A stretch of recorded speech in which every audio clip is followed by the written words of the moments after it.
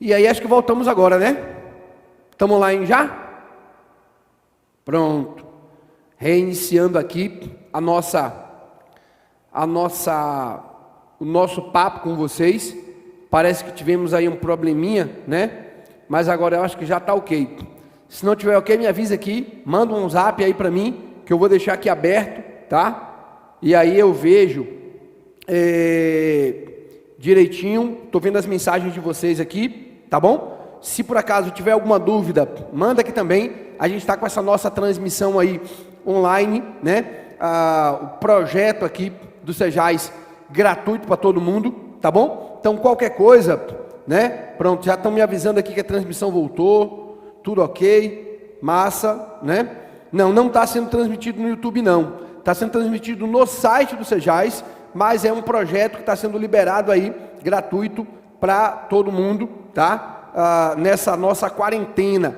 E se vocês tiverem alguma dúvida, tá? É só falar aqui com a gente, manda um zap aqui, que eu estou aqui ó, já com ele aberto, né? Porque é óbvio, como a gente não pode estar com a nossa sala cheia aqui como de costume, né? Se vocês virem a sala que ela está vaziazinha, só tem eu e o câmera aqui, né? Mas qualquer dúvida, manda pelo WhatsApp, ou manda pelas redes sociais, que eu vou ficar ligado aqui, e aí na hora, tá?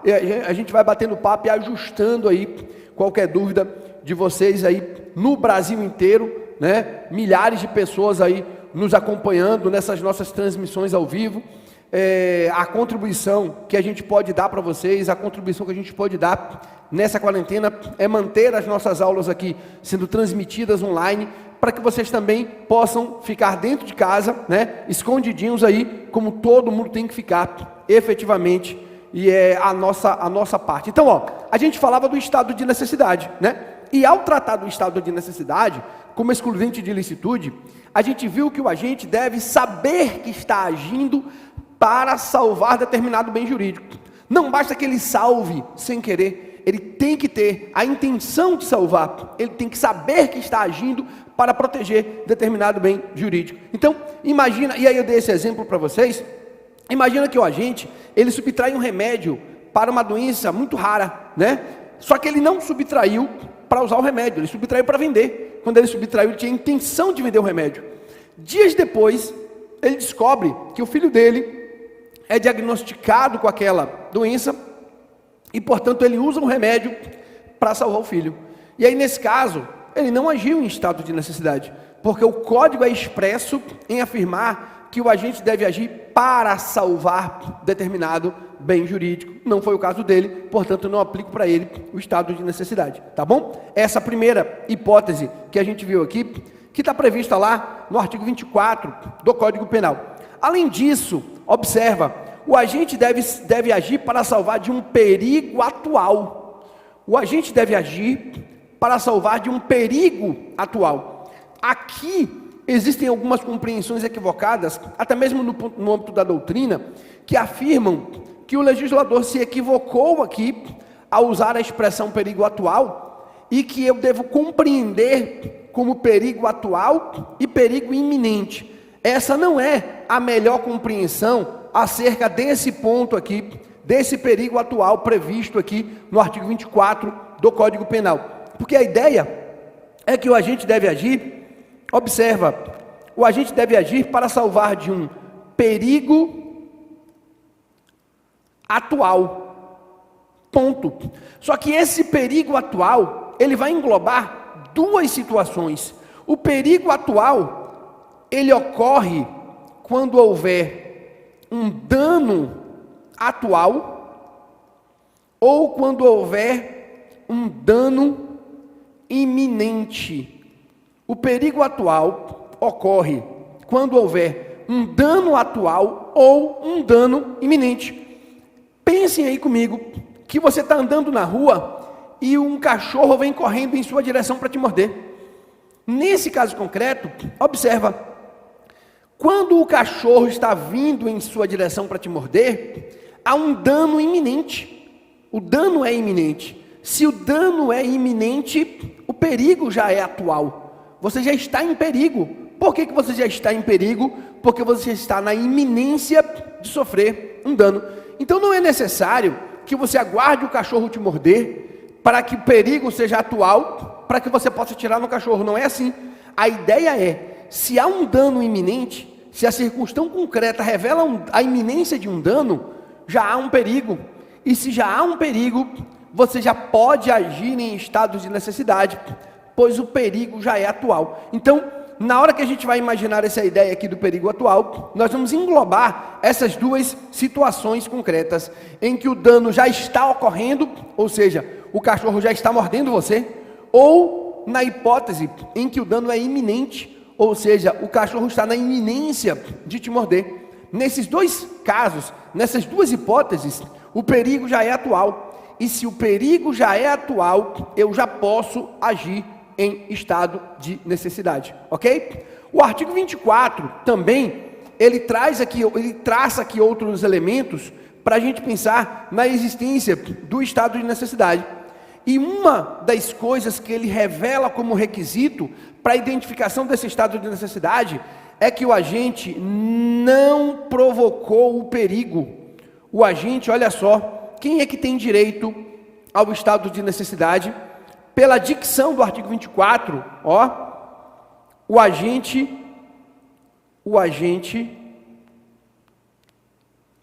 não provocou o perigo. Quem provoca o perigo não pode repelir o perigo em estado de necessidade. Essa é a regra. Se eu provoco um incêndio, eu não posso me valer do estado de necessidade para me salvar do incêndio. Se eu provoco uma circunstância perigosa, eu não posso me valer do estado de necessidade para afastar aquela circunstância fática perigosa. Essa é a regra que o artigo 24 do Código Penal traz. Só que o cuidado que a gente tem que tomar é o seguinte, porque o artigo 24 fala em quem não provoca o perigo por sua vontade. O que é vontade para o direito penal, gente? Vontade para o direito penal é dolo. Então, quem é que não tem direito ao estado de necessidade? Quem provocou o perigo dolosamente. Em outras palavras, quando é que o agente tem direito? Quando ele não provocou o perigo dolosamente. Tá vendo? Imagina a seguinte situação. Imagine que culposamente eu provoquei um incêndio. Eu posso me valer do estado de necessidade? Posso, já que eu não provoquei o perigo pela minha vontade. Se eu não provoquei o perigo pela minha vontade, eu tenho direito a agir em estado de necessidade. Pensa num exemplo em que o cidadão convida um amigo para fazer um passeio de lancha, aí ele não sabe pilotar a lancha direito, não tem paciência para guardar o piloto, se mete a pilotar a lancha, e aí acaba na saída do cais, ele acaba passando numa pedra, a pedra faz um rasgo no casco da lancha, e lá na frente, a cerca de 5 quilômetros, a lancha começa a naufragar. Ou seja, ele provocou o perigo. O dono da lancha, nesse caso, provocou o perigo, porque ele não tinha muita habilidade para pilotar, não aguardou o piloto, e se meteu a pilotar a lancha, e ele acaba provocando o perigo. Mas ele não provocou o perigo dolosamente. Se ele não provocou o perigo dolosamente, na hora que a lancha naufraga, ele mata o colega para ficar com um único colete salva-vidas. Ele tem direito ou sim ao estado de necessidade, porque só não tem direito ao estado de necessidade quem provoca o perigo por sua vontade, ou seja, só não tem direito ao estado de necessidade quem provoca o perigo dolosamente. Essa é a regra que a gente vai extrair lá do artigo 24 do Código Penal, tá? Para pensar aí nessa ideia, tá bom? Então, beleza, vamos lá. Além disso, olha só, o agente não provoca o perigo dolosamente, e o artigo 24 complementa dizendo aqui, nem podia de outro modo evitar. Então, como requisito do estado de necessidade, olha só, quem é que está em estado de necessidade? Quem não havia outra maneira de salvar o bem jurídico. Já que o agente atua para salvar um bem jurídico, né? Quando é que ele está em estado de necessidade? Quando não havia outra maneira de salvar o bem jurídico. Porque se havia outra maneira, ele deve privilegiar a outra maneira. Percebe? Então, se eu atuei em estado de necessidade para salvar um bem jurídico, eu tenho que atuar da maneira menos lesiva possível, né? Eu tenho que atuar exclusivamente de um jeito que não tinha outra maneira para salvar. Imaginem que a prova diga para você que o agente podia fazer X, escolheu fazer Y, que era mais grave. Ele podia fazer A, escolheu fazer B, que era mais grave. A prova pode te dizer o seguinte: ele podia atirar para ferir, preferiu atirar para matar. Então o que a prova está te dizendo é que havia outra maneira. E cuidado que, quando eu penso em estado de necessidade, os dois bens jurídicos são lícitos. Não há ilicitude aqui do bem, né? Os dois bens jurídicos são lícitos, são protegidos pelo direito. Há um caso concreto em que vai haver uma rota de colisão entre o bem jurídico A e o bem jurídico B. Eu vou ter que salvar um deles. Eu vou ter que escolher salvar um deles. Só que para salvar um deles, por exemplo, para salvar o bem jurídico B, eu terei que sacrificar o bem jurídico A. Mas o bem jurídico A também é lícito, também é protegido pelo direito. Então, na hora que eu faço essa escolha, eu devo utilizar o meio menos lesivo para esse bem jurídico. Eu devo causar a lesão estritamente necessária. Portanto, o artigo 24 diz, olha, você tem que agir de um jeito de que não havia outra maneira para salvar aquele bem jurídico. Nesse caso, sim, você está em estado de necessidade, ok? Além disso, olha só, eu posso atuar para proteger direito próprio ou alheio, né? Ou seja, eu posso atuar para proteger, eu posso agir em estado de necessidade próprio ou de terceiro. Se houver uma terceira pessoa em perigo, eu posso agir para salvá-lo, ou posso agir para me salvar. Se eu atuo para salvar o meu filho, é um estado de necessidade de terceiro. Se eu atuo para me salvar, estado de necessidade próprio. Se eu atuo para salvar a minha sogra, estado de necessidade de terceiro. Não é loucura, claro, sogra a gente salva, né? Então, se eu atuo para salvar a minha sogra, estado de necessidade de terceiro. Se eu atuo para me salvar, estado de necessidade próprio. Então, o artigo 24 do Código Penal permite que você atue para salvar também terceira pessoa. Não há estado de necessidade apenas quando você se salva.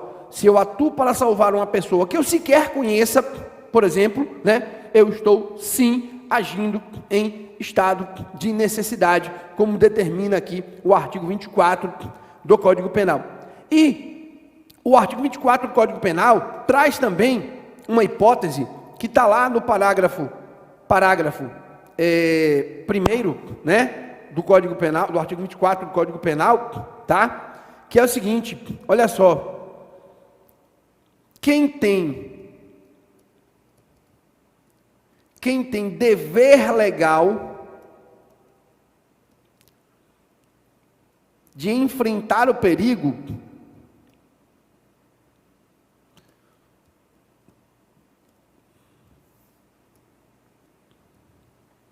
não pode agir em estado de necessidade.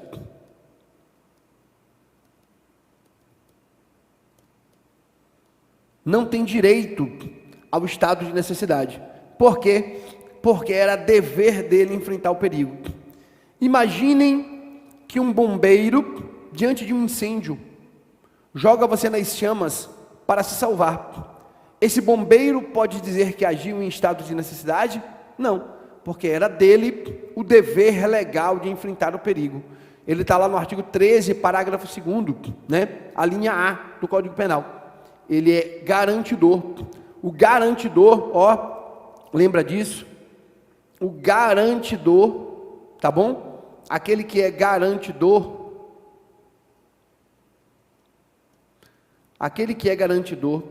não tem o dever legal, aquele que é garantidor e que tem o dever legal de enfrentar o perigo, ele não pode agir em estado de necessidade.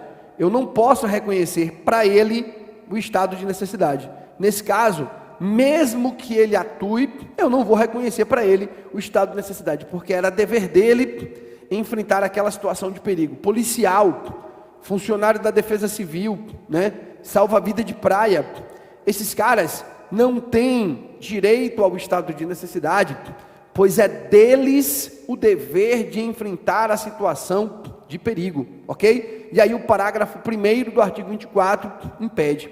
E uma hipótese que é trazida aqui no 24, e que é o que a gente vai fechar aqui, a ideia do estado de necessidade é: o bem jurídico salvado, né, nas circunstâncias, não era razoável exigir-se o sacrifício, né? Então a gente vai identificar uma hipótese, na hora de pensar no estado de necessidade, gente, que é o valor do bem jurídico, ó, o valor do bem jurídico a ser salvo. Eu tenho que valorar o bem jurídico a ser salvo. Eu tenho que pensar na valoração do bem jurídico.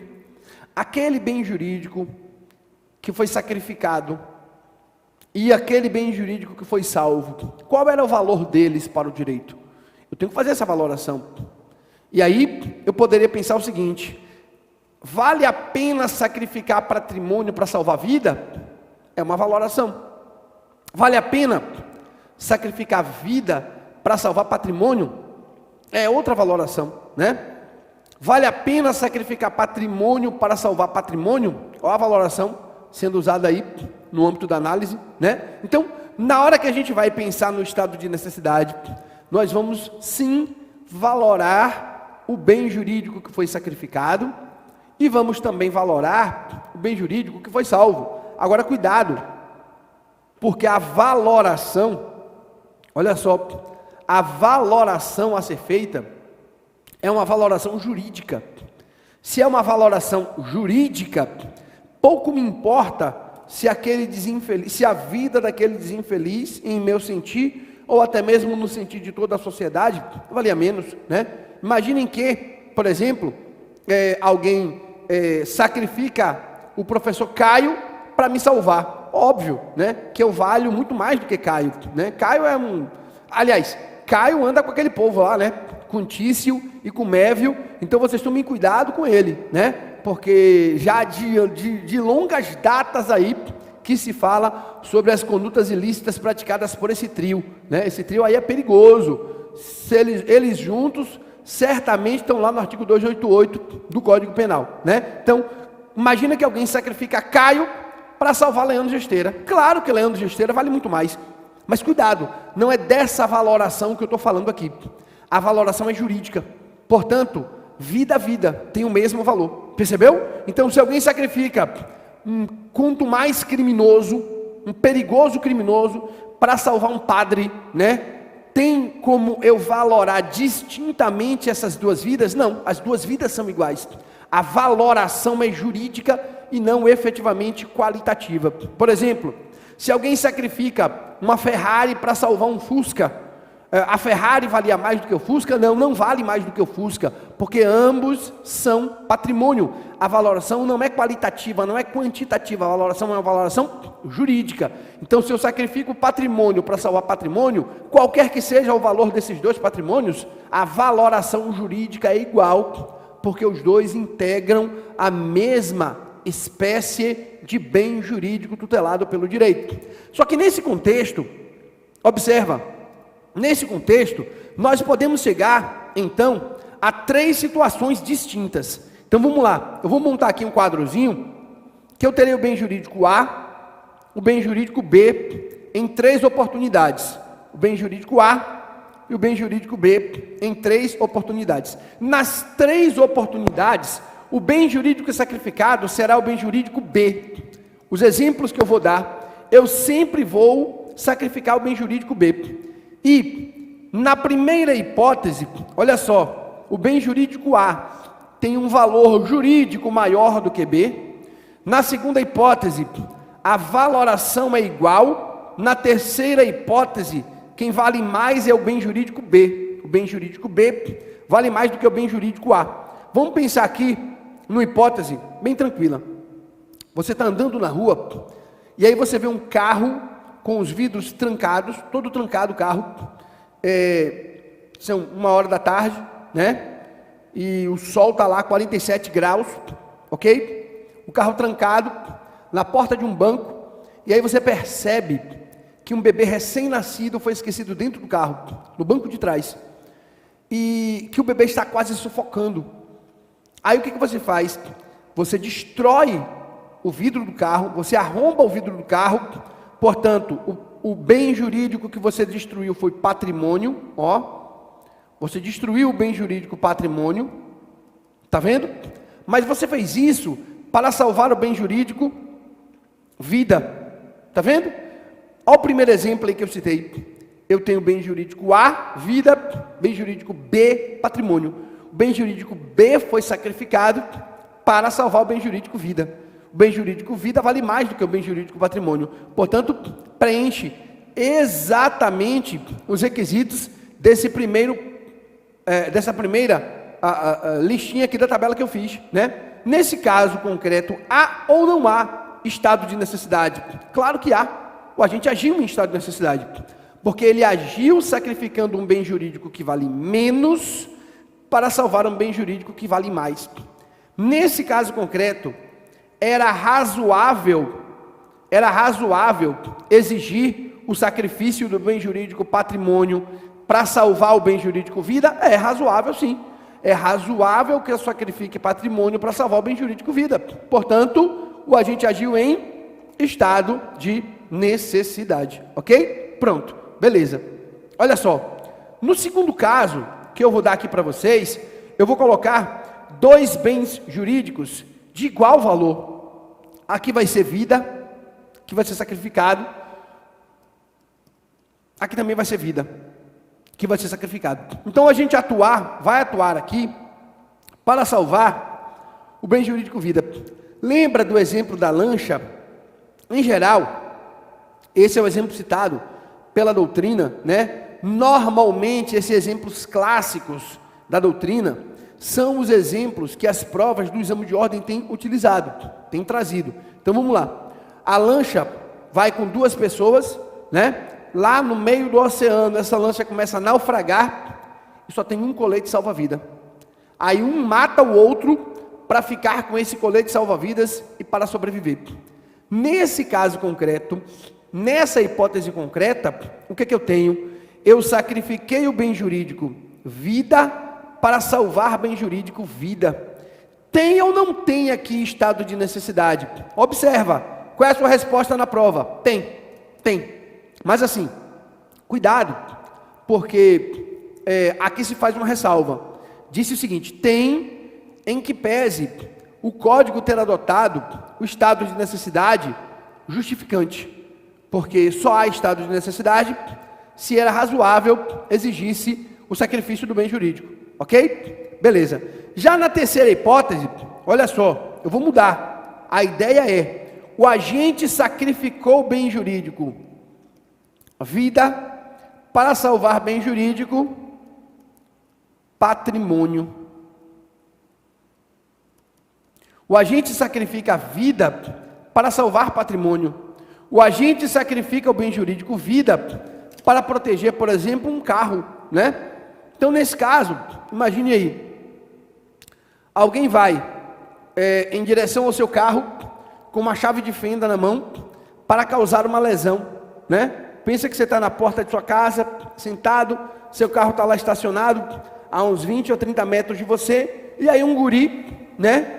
Pega uma chave de fenda e corre em direção ao seu carro para arranhar todo ele com essa chave de fenda. A distância em que você está, você não consegue alcançar esse guri para salvar o seu carro. Aí você então, para proteger o seu patrimônio, saca uma arma e dá 4 tiros no guri para matar ele, sacrificando o bem jurídico vida para salvar o bem jurídico patrimônio. Observa, nesse caso aqui, eu tenho como pensar na existência do estado de necessidade? Óbvio que não. Aqui eu não tenho estado de necessidade, porque não é razoável exigir o sacrifício do bem jurídico vida para salvar o bem jurídico patrimônio, ok? Não é razoável exigir que para salvar patrimônio eu sacrifique um bem jurídico de menor valor, já que o bem jurídico, que eu sacrifique, que para salvar patrimônio eu sacrifique um bem jurídico de maior valor, já que o bem jurídico vida vale mais que o bem jurídico patrimônio. Então, essa é a ideia básica que eu tenho que pensar para identificar a ocorrência do estado de necessidade. Tá vendo? Quando é que haverá estado de necessidade? Quando esses requisitos aqui forem preenchidos. Tá vendo? E onde é que eu encontro esses requisitos? Eles estão postos lá no artigo 24 do Código Penal. O artigo 23, inciso 1, diz que se houver estado de necessidade, eu afasto a ilicitude. E o artigo 24 diz para a gente quando é que efetivamente vai haver estado de necessidade. Quando é que efetivamente o agente atuará em estado de necessidade. Essa a condição posta aqui, essa circunstância posta lá no artigo 24 do Código Penal, ok? Então, gente, beleza. A gente começou a tratar aqui das excludentes de ilicitude, e aí a gente viu que a primeira delas é o estado de necessidade, que está lá no artigo 23, inciso 1, e o artigo 24 do Código Penal explica para a gente o que é esse estado de necessidade.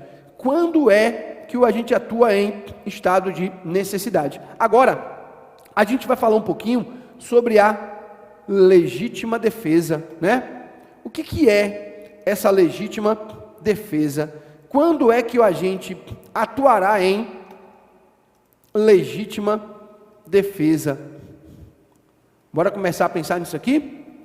E isso aqui tem sido bastante cobrado em prova, tá? A ideia da legítima defesa, a ideia de você identificar a ocorrência da legítima defesa, passa, claro, né, pela análise lá do artigo 25 do Código Penal, porque assim como o artigo 24 explica para nós o que é o estado de necessidade, traz aí as circunstâncias em que ocorrerá o estado de necessidade, o artigo 25 vai dizer para a gente quando é que tem legítima defesa. E olha só, com modificação recente imposta aqui pela Lei 13.964 de 2019, que é o pacote anticrime, que foi aprovado aí em dezembro de 2019 e que entrou em vigor no dia 23 de janeiro de 2020. A ideia básica aqui é pensar quais são os elementos que vão explicar e que vão entender, que vão trazer para a gente a hipótese da gente entender a legítima defesa, assim como fizemos também, claro, com o artigo 24 do Código Penal, que explicou para a gente o que é o estado de necessidade. E o primeiro ponto importante aqui, para a gente pensar é o seguinte, o agente estará em legítima defesa quando ele atua para repelir uma injusta agressão. O agente está em legítima defesa quando ele atua para repelir uma injusta agressão. E que diabo é uma injusta agressão? Uma injusta agressão é uma agressão ilícita. Uma injusta agressão é uma agressão ilícita. Põe isso aí na cabeça de vocês. A injusta agressão é uma agressão ilícita. É uma agressão contrária ao direito. Uma injusta agressão é uma agressão contrária ao direito, é uma agressão ilícita, é uma agressão que o ordenamento jurídico não autoriza. Mas vem cá, mas o ordenamento jurídico autoriza algumas agressões? Sim, autoriza. O ordenamento jurídico diz que em determinados casos eu posso agredir.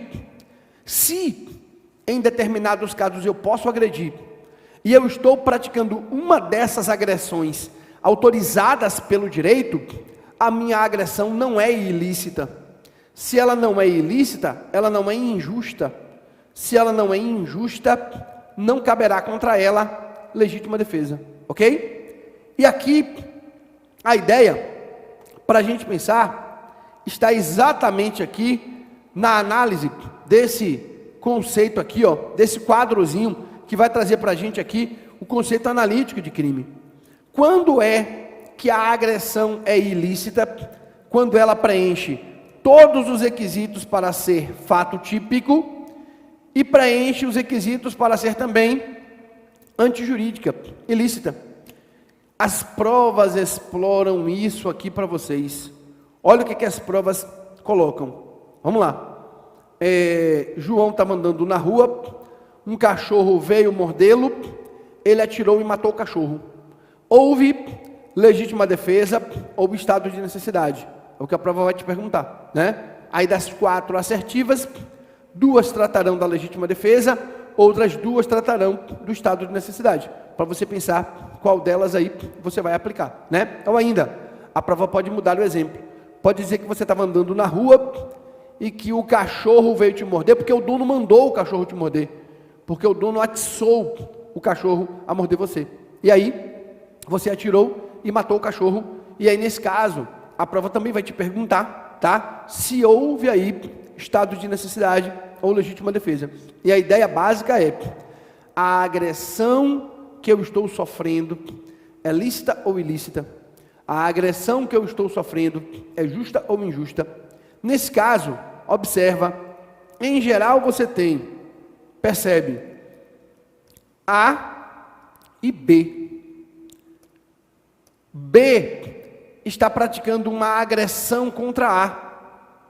Aí eu quero saber se A vai poder agir em legítima defesa ou se A vai poder agir em estado de necessidade. Pergunta é essa. Tá vendo? A vai agir em legítima defesa ou em estado de necessidade? Depende. A agressão que B está praticando é uma agressão justa ou injusta? Se a agressão for injusta, a resposta vai ser legítima defesa. Se a agressão for justa, a resposta vai ser estado de necessidade. Então, presta atenção. Quando eu quero saber se A agiu em legítima defesa ou estado de necessidade, eu esqueço A e vou valorar o que B está fazendo. Quando eu valoro o que B está fazendo, eu vou poder dizer se A agiu em estado de necessidade ou se A agiu em legítima defesa. Imaginem que a prova coloque para você aí a seguinte situação, né? A lancha naufraga, uma lancha naufraga, olha só, eu tenho uma lancha que naufraga, A e B, beleza? A e B estão nadando em direção à única boia para sobreviver. B percebe que A está nadando rápido demais e que A vai ficar com a boia e que B vai morrer. B então desvia o curso para agredir A e matar A para depois ficar com a boia. Quem é que está sendo agredido? Quem está sendo agredido é A.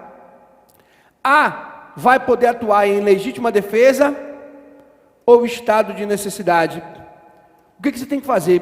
Você esquece A e vai analisar o que B está fazendo. Bom, B está praticando uma agressão lícita ou ilícita?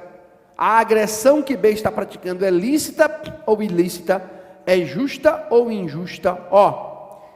B está também em estado de necessidade e, portanto, B está praticando uma agressão lícita. Portanto, B está praticando uma agressão justa. Sendo assim, A não pode estar em legítima defesa, porque só cabe legítima defesa contra agressões ilícitas. Só cabe legítima defesa contra agressões injustas. Então, A também estará em estado de necessidade. Essa é a ideia básica, né? Então, quando é que haverá legítima defesa? Quando eu me defendo de uma injusta agressão. Quando eu me defendo de uma agressão ilícita. Se eu estou me defendendo de uma agressão lícita, justa, vai haver estado de necessidade e não legítima defesa. E aí, pensa naquela ideia do cachorro. Vou voltar para cá, para a gente pensar naquela ideia clássica do cachorro. Quando é que a agressão é ilícita para poder caber legítima defesa contra ela? Quando ela primeiro for fato típico. A conduta do cachorro, por si só, se só o cachorro está agredindo, é fato típico? Não, não é fato típico.